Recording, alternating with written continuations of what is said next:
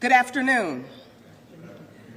I am going to speak with the clarity that this moment requires. You already heard Senator Rouson say on Martin Luther King Jr. Day, Florida's Attorney General issued an opinion designed to dismantle the very civil rights Dr. King fought and died for. That timing was not accidental. It feels deliberate. With a single document, more than 80 protections built across decades, nearly half a century of work were placed on the chopping block. What the Attorney General calls preferences are, in fact, protections.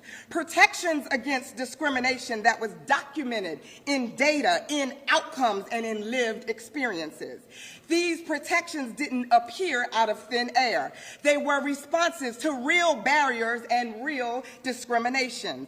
These laws exist because discrimination exists.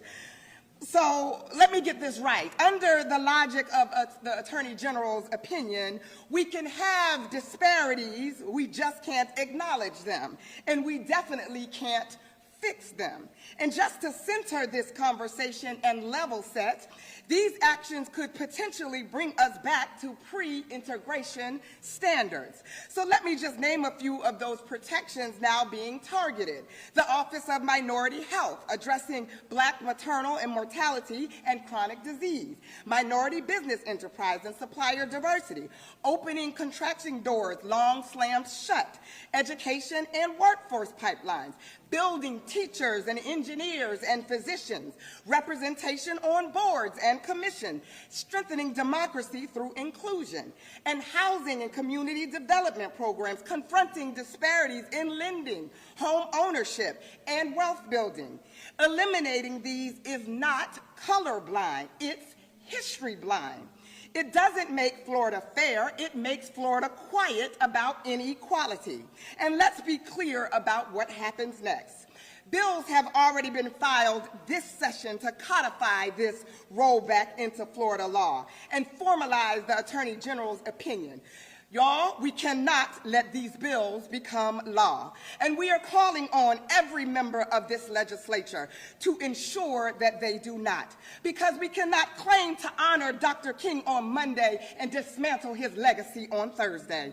We cannot light candles for justice at breakfast and extinguish civil rights by lunch. We cannot celebrate civil rights in our speeches and dismantle civil rights in our statutes. So let the record reflect. The Black Democratic legislators and the allies who stand with us are on the front line of this fight. History demands that we do not abandon the protections the activists march for, and the legislators enshrined in law, committee by committee, amendment by amendment, and session after session.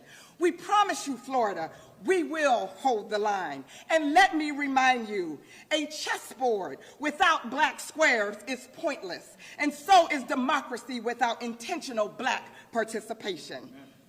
And now, to speak to what this assault means for our civil rights framework, please welcome Minority Leader Fentrice Driscoll.